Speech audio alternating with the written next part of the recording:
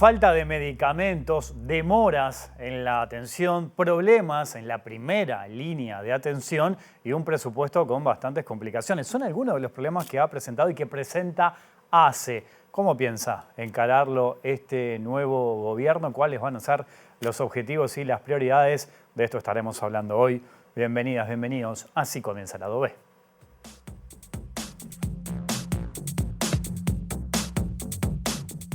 No hay una distribución adecuada, razonable de los medicamentos.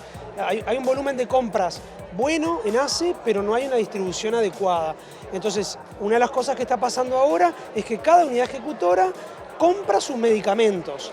Y nosotros queremos centralizar los procedimientos de compra para mejorar la competitividad a nivel de precios y desde acá hacer una distribución a todo el territorio nacional. Y por eso venimos a cambiar el modelo de financiamiento. El financiamiento no es solo un problema de cantidad, no es solo un problema de número de recursos. Y no lo es hoy más que en el 2005, cuando el presupuesto de ACE, Baltasar, que aquí nos acompaña, se recuerda, era 170 millones de dólares. Hoy es 1.700, 10 veces más. La deuda que hoy se hizo pública es algo que venimos analizando hace poquitos días que asumimos. Es algo que el Ministerio de Economía, lo hemos puesto en conocimiento del Ministerio de Economía y Finanzas y de las autoridades, de la Ministra de Salud Pública, obviamente, y estamos trabajando para ajustar ese tema y sobre todo para gestionar la deuda y no resentir ningún servicio asistencial de ACE. ¿A cuánto asciende la deuda? La deuda, lo que manifestó el Ministerio de Economía y Finanzas hoy, es el mismo dato que tenemos nosotros, es del orden de los 280 millones de dólares. 11.500 millones de pesos.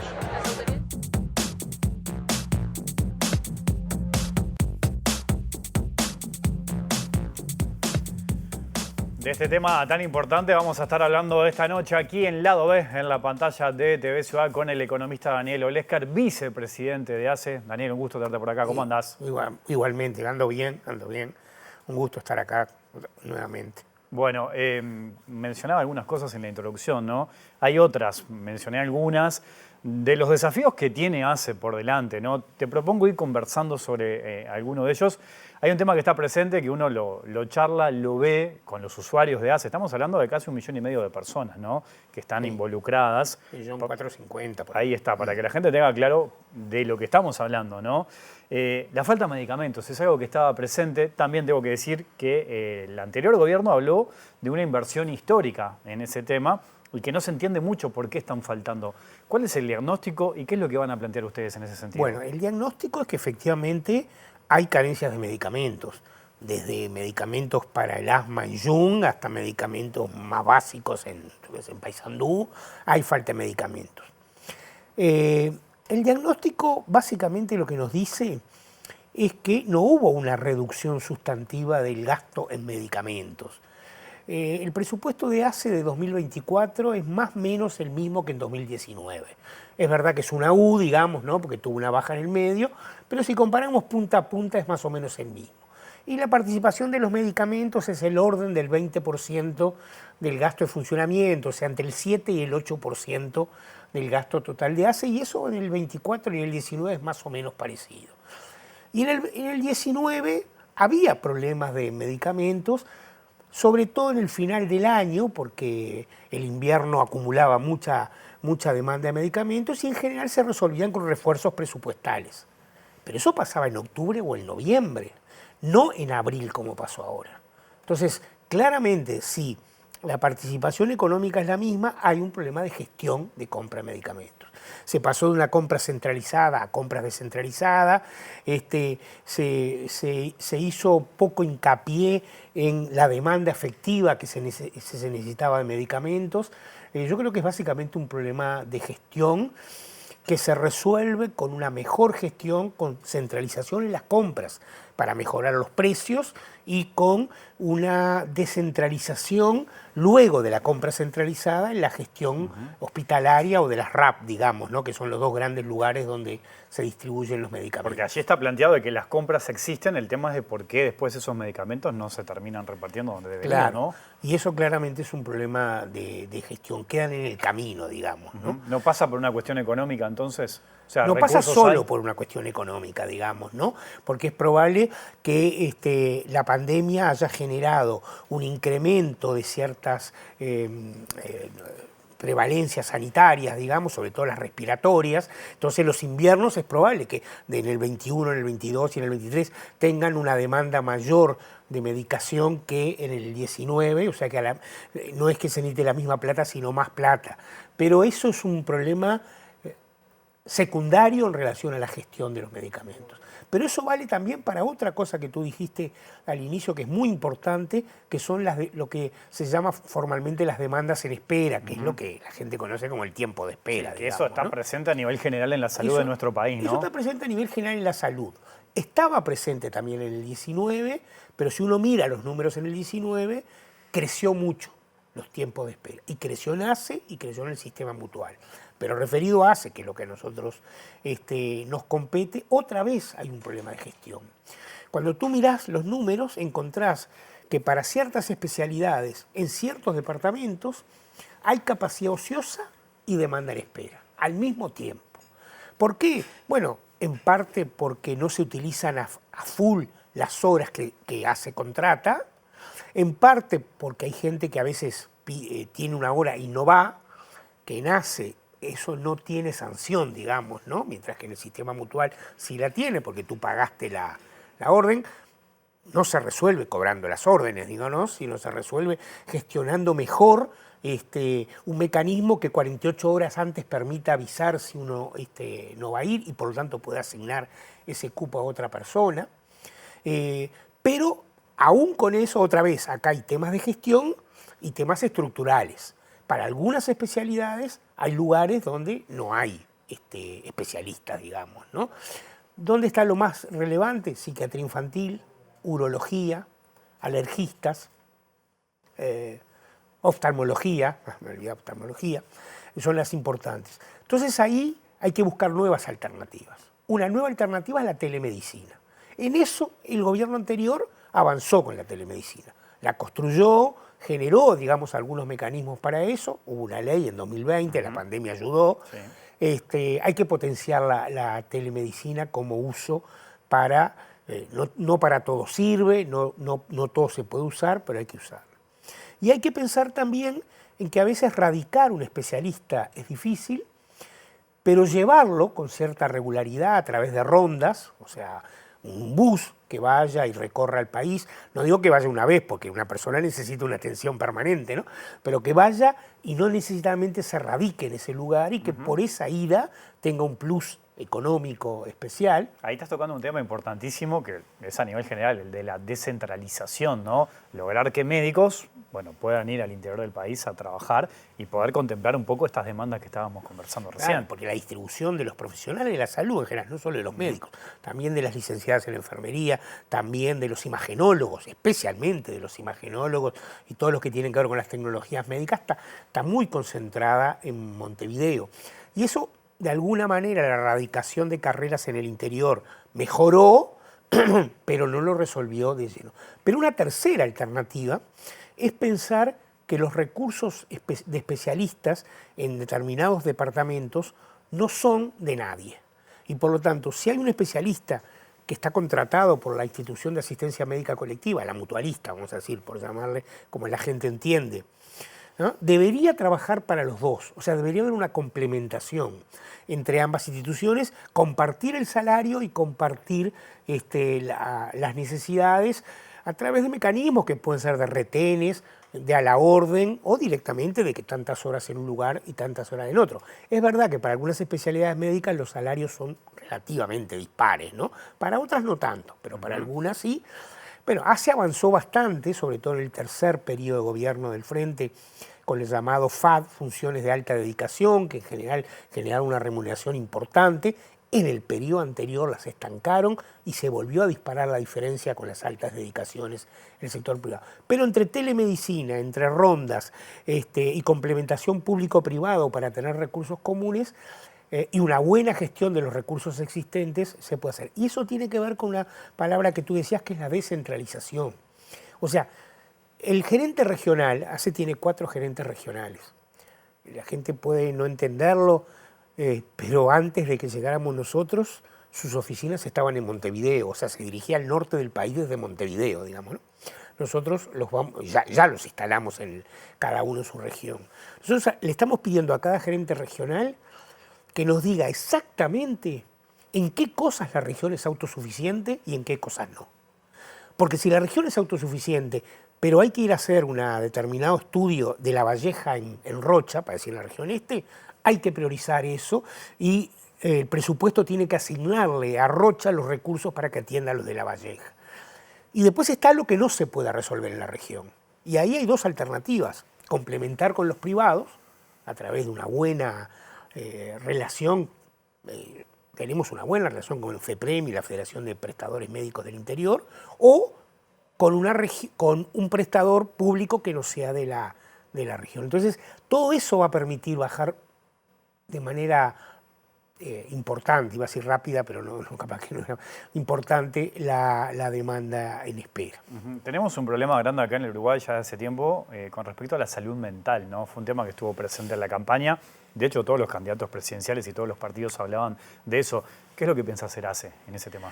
Bueno, ahí hay tres cuestiones que hay que abordar. Porque lo primero es dar una respuesta a la salud mental en el primer nivel de atención, en el agudo, en la situación que uno llega en condiciones de que necesita una atención rápida, una respuesta rápida, y no necesita internación, no es crónico, digamos, el problema. Allí, quienes van a asumir la responsabilidad de salud mental en ACE han priorizado fortalecer los equipos de primer nivel, que ¿dónde están? En las redes de atención primaria, en los policlínicos de los hospitales, lograr que una buena parte de los tiempos de espera que hoy existen de manera importante en psiquiatría en general, en psicología o psiquiatría y en psiquiatría infantil o psicología, rápidamente se reduzca.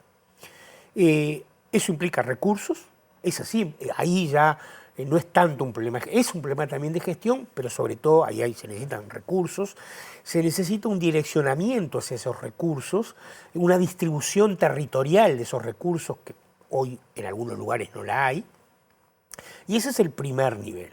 Eso no implica que luego la gente va a necesitar atenciones más crónicas, digamos, e internaciones. Tenemos una ley de salud mental que nos dice que hay que desmanicomializar y que por lo tanto hay que ir a hospitales polivalentes y no monovalentes donde se atienda una sola prevalencia, en este caso la de salud mental. Sí, la crítica a esa ley de salud mental es que no se le destinaron recursos. No se le destinaron recursos y además hay que pensar que a veces es necesario, sí, que hay pacientes de salud mental que deben estar en hospitales polivalentes en donde haya salas de salud mental.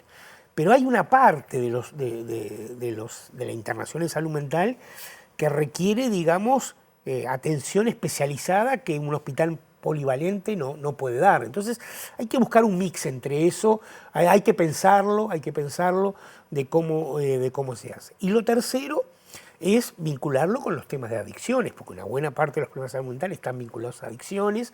En el periodo pasado se votaron en la rendición del 2023, si no recuerdo mal, 2022 para el 2023, recursos especiales para compartir entre la Junta de Drogas, el MIDES y ACE. Fueron recursos bastante importantes. En algunos casos funcionaron bien, sobre todo los equipos del MIDES que trabajaron en este tema. Hay que potenciarlo. Y bueno, un poco sumando todo eso es que vamos a ir trabajando en salud mental como una prioridad, pero sobre todo fortaleciendo los equipos en los territorios. El presupuesto, hablabas recién, ¿no?, de que hay un tema de gestión, pero obviamente que el presupuesto es importante, ¿no? Los recursos económicos son importantes. Fue tema de debate en la transición, la deuda de ACE, se conoció que asciende a 280 millones de dólares. ¿Qué impacto tiene en estas políticas que ustedes quieren llevar adelante?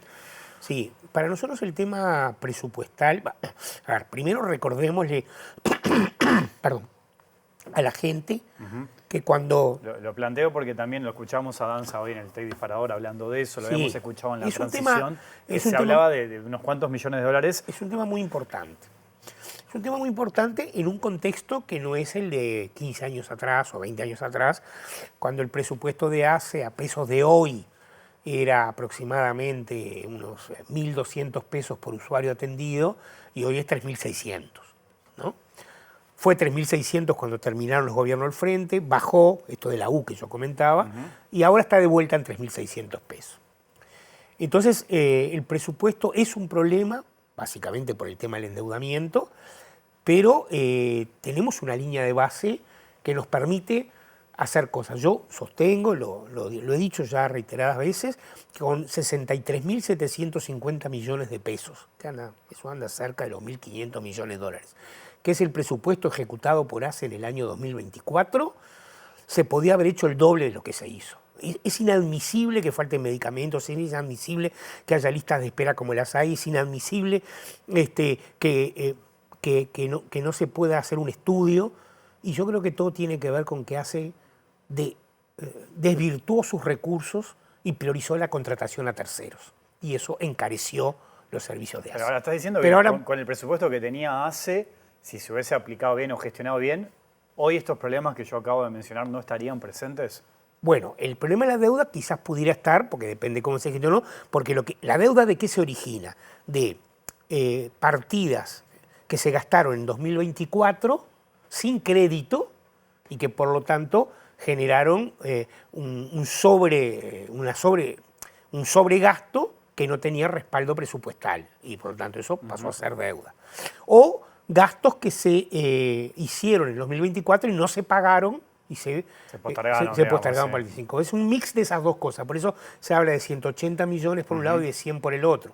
En un caso es un gasto por única vez que hay que pagar como deuda, en otro caso los 100 son gastos recurrentes que esos sí entran en el presupuesto y hay que ver cómo se los absorbe por parte de él. Hay parte de esos gastos que en este primer año de gobierno, digamos, que quedarían eliminados. Son los que quedarían absorbidos. Mi impresión es que sobre los 180 tenemos que buscar una solución extra presupuestal y los otros hay que incorporarlos y ver cómo lo vamos manejando con el presupuesto general. Digamos. Hoy señalabas lo de la contratación a terceros. ¿Qué impacto tiene eso? ¿Qué bueno, mira, hace? Para darte un ejemplo, yo dije hoy que dentro del gasto de funcionamiento de ACE los medicamentos eran el 21% y los estudios eran el 8%. Hoy, en el 24, los medicamentos siguieron siendo el 21% y los estudios pasaron a ser el 21%. O sea, igualaron, quiere decir que se gasta tanto en medicamentos como en estudios contratados a terceros. Bueno, sobre eso estamos trabajando, te hemos pedido a quién se contrató esos estudios, cuáles fueron, saber si ACE no tenía condiciones para hacer los propios, ¿no? ¿Por qué hubo un crecimiento tan relevante? Porque, bueno, en medicamentos, ya lo expliqué en el primer punto, pero esto, o sea, igualó a medicamentos. Eso no pasa, nunca pasó en ACE y no pasa en una institución médica de asistencia médica colectiva, donde los medicamentos son casi el doble que lo que se gasta en estudios contratados afuera, ¿no? ¿Y por qué crees que pasó eso? Y yo creo que pasó porque se dejó de lado la estructura interna y se priorizó la contratación con terceros, con otras instituciones de asistencia médica colectiva, con laboratorios, ¿no? Bueno, lo mismo pasó con la contratación de transporte, digamos, de ambulancias. Yo creo que hubo claramente una mala gestión en el uso de los recursos propios. ¿Pensás que hubo clientelismo ahí? No lo sé, no diría nada. Yo constato que estudios tercerizados creció de manera muy importante y que medicamentos, a pesar de tener el mismo presupuesto que en el 19, tuvo un faltante importante. En ambos casos constato problema de gestión. No digo más que eso. Está presente esto siempre desde hace un tiempo, esa diferencia que hay entre el gasto por usuario en el sector privado y en el sector público, ¿no? ¿Qué lectura hacen de ustedes? ¿Hay una aspiración de tratar de igualar eso? Bueno, perfecto, es así. Cuando nosotros asumimos en 2005, aquellos 1.200 pesos por usuario que yo comenté eran el 30% de lo que gastaba una mutual. O sea, la mutual gastaba por persona atendida 3 veces lo que gastaba ACE. En los 10 primeros años de gobierno del Frente se hizo un esfuerzo importante en ACE y se llegó al 80%, 81, 82 por ahí. O sea, un crecimiento muy importante del presupuesto de ACE porque no fue una igualación hacia abajo, ¿no? Fue una igualación hacia arriba, digamos, ¿no? Y de eso se estancó ahí. el tercer gobierno del Frente se mantuvo en el 81-82%. En este periodo todavía no terminamos de hacer los ajustes de números, lo está haciendo el equipo de Economía de Salud que creamos en ACE para este quinquenio. Pero seguramente va a ser quizás un poquito más, pero va a andar ahí. ¿Qué dice el programa de gobierno del Frente Amplio? Que es un objetivo al final del quinquenio que se nivele el gasto por usuario de ACE con el gasto por usuario en el sistema mutual, digamos, o en el FONASA. Es una cifra que, repito, todavía estamos calculándola, es absolutamente posible hacerlo en el quinquenio, pero eso tiene otra lectura que me gustaría solo brevemente comentarla. Porque el tema del financiamiento de ACE no solo es un problema de cuantitativo, sino también es cualitativo. Porque ¿cómo distribuye ACE a su interior el presupuesto? Y lo distribuye con criterios que históricamente fueron así, ¿no? Si uno mira el presupuesto del Pereira del 2024 respecto al 2005, o el presupuesto del Hospital de Durazno o el Hospital de Paysandú, puede ser que si el presupuesto general se triplicó, uno se triplicó un poquitito más y otro un poquitito menos, pero no hubo grandes cambios y no estuvieron asociados a las características de las personas que se atienden en cada territorio. O sea, si uno debería ir a redistribuir el presupuesto de ACE con criterios del Seguro Nacional de Salud, edad, sexo, seguramente para ACE, de cada región, digamos, ¿no? Seguramente para ACE hay que incorporar algunos determinantes sociales y territoriales que también explican las prevalencias sanitarias, no habría que quedarse solo en el sexo, pero hay que cambiar la manera de distribuir el presupuesto. Pero además de cambiar la manera de distribuir el presupuesto, hay que transferir a estos gerentes regionales presupuesto para que tengan capacidad de acción propia, digamos, ¿no? Porque el FONASA tiene el sistema de las cápitas, pero también tiene las metas.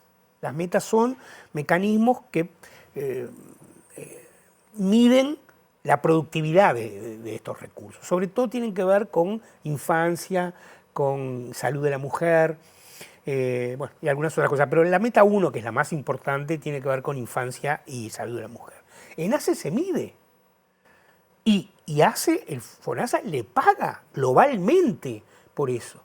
Pero si el hospital, voy a decir ejemplos absolutamente arbitrarios, no quiero que se tome al pie de la letra, pero si la regional este tiene un mejor desempeño en la meta respecto a la regional oeste, o al revés, la regional oeste tiene mejor que la regional este, no cambia la forma presupuestal en que se asignan los recursos. Entonces, faltan estímulos en las direcciones intermedias para que la mejora de la gestión y de la productividad de los recursos se transforme en un estímulo a mejores presupuestos. Y eso también, además de lo cuanti, hay que cambiar. Te propongo una pequeña pausa y seguimos conversando. Ya hay más lado B aquí en la pantalla de TV Ciudad.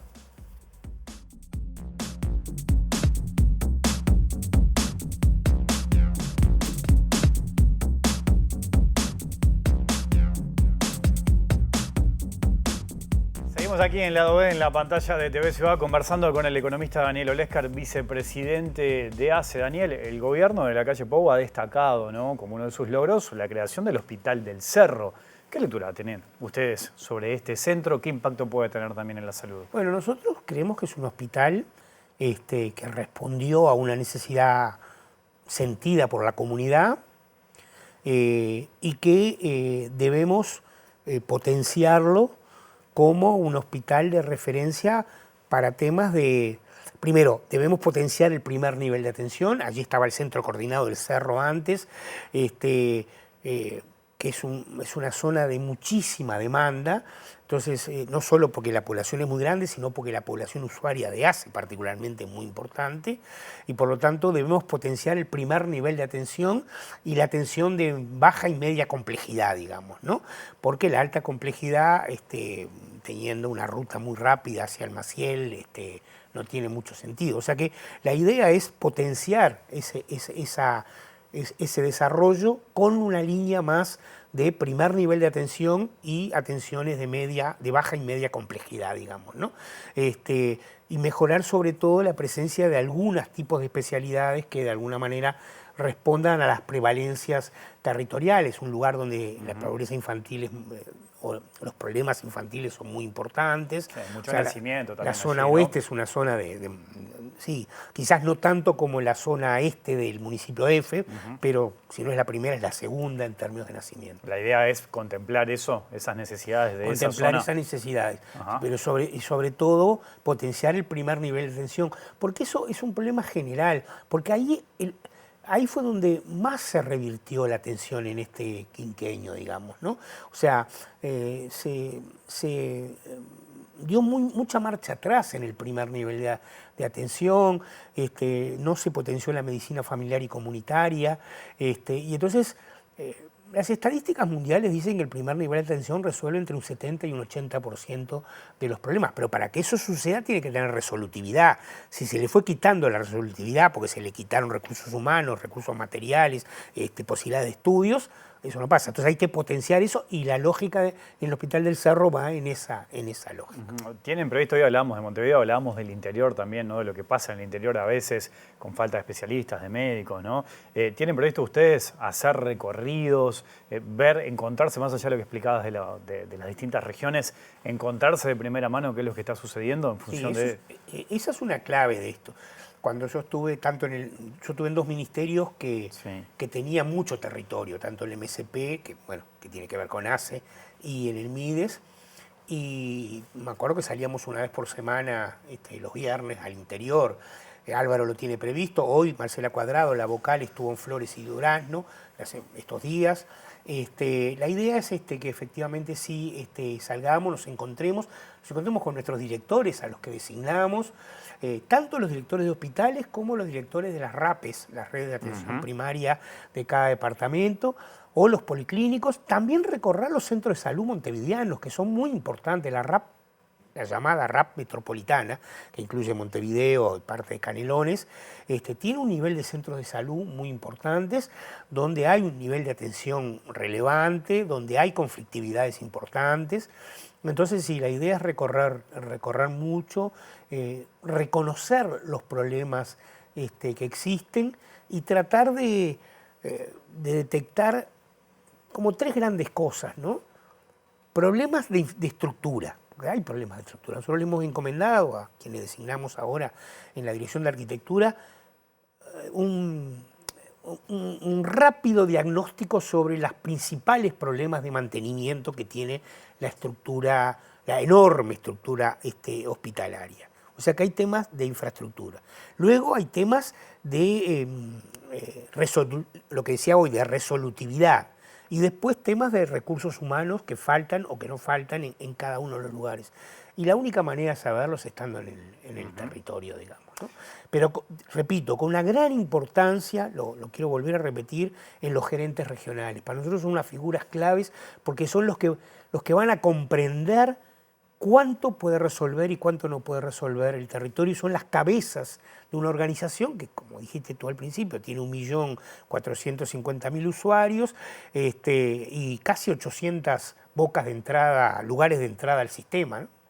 Esto lo llegué a hablar más de una vez con la ministra, hoy ministra Lustenberg, ¿no? El tema de la primera infancia, de la pobreza infantil, ha sido uno de los temas de campaña del Frente Amplio, es una de las prioridades. ¿En qué medida va a estar contemplado esto, por ejemplo, desde ACE? Bueno, claramente va a estar contemplado. Ahí yo creo que hay como también dos o tres cosas que vale la pena resaltar. ACE tiene históricamente, yo creo que es desde los años 60 o 70, una cosa que se llama programa aduana, ¿no? Que es como un programa de seguimiento a los niños cuando nacen. Eso hay que fortalecerlo, sobre todo porque hay que saber la trayectoria de ese niño. Pues el niño viene de Artigas, nace en el Pereira Rosell, pero luego, supongamos que nace sin condiciones de riesgo, o sea, nace bien, vuelve a Artigas y nosotros tenemos que tener, a través de la historia clínica electrónica y otros mecanismos, un seguimiento de esos niños. Recordemos que el 80% de los niños que están en ACE pertenecen al 40% más pobre de la población, o sea, es prácticamente casi todos están en los dos primeros quintiles, como se les llama, de la población. Pero no solo hay que mirar el programa aduana, también hay que mirar, en el año 2011, dentro de las metas asistenciales incluimos la visita domiciliaria. obligatoria, digamos, ¿no? Que luego, por un tema de recursos, quedó finalmente supeditada a los obligatoria para los niños que nacían bajo condiciones de riesgo. Pero la condición de riesgo es una condición vital, pero también es social. Entonces, deberíamos universar la visita domiciliaria para todos, ¿no? Yo siempre cuento que mi hijo más chico nació en Bélgica y a los 10 días me tocó la puerta una enfermera y me dijo, vengo a ver a Nicolás. Yo le dije, no, pero yo no llamé a nadie, le dije, yo tuve... Me dijo, no, lo que pasa es que nosotros tenemos la obligación de a los 10 días venir, a los 30, a los 2 meses, ¿no? Y ahí me quedó esa idea, estoy hablando hace casi 40 años. Y nosotros empujamos esa idea, pero ahora queremos transformarla, este es el segundo punto, de visita domiciliaria para niños que nacen en condiciones de riesgo a visita domiciliaria obligatoria para todos. En un país que nacen 30.000 niños, de los cuales una buena parte nace en el sector público, estamos hablando de una estrategia absolutamente posible de hacer, y eso cambia, la visita permanente cambia, como cambió en su momento el carné del niño y de la niña, digamos, que de alguna manera hizo los controles obligatorios, que hizo la vacunación, los certificados de vacunación. Y la tercera cosa para la niñez es pensar en la adolescencia, porque a veces nos quedamos un poco en la primera infancia o en la infancia y no vemos el tema de la adolescencia. Ahí también hay que potenciar los recursos y ahí es básicamente un trabajo con la ANEP, porque ahí los problemas de salud de los adolescentes son los liceos los primeros que los detectan, como son los primeros que detectan los problemas de violencia, que son hoy muy importantes en esa población. Entonces, bueno, tenemos que pensar en esto interinstitucional, digamos, de lo que se habla tanto y que para eso la ley aprobada al final del periodo y que ahora el presidente Yamandu Orsi pidió a 3 ministerios que la reglamentaran de garantías de la infancia, es muy importante porque no solo genera recursos económicos, sino genera una línea de comportamiento sobre cómo atender estas prevalencias. Economista Daniel Olersker, gracias por tu visita esta noche aquí al lado B. A ustedes. Hasta la Un próxima. gusto estar. Nos vamos, volvemos mañana. Que pasen bien, chau.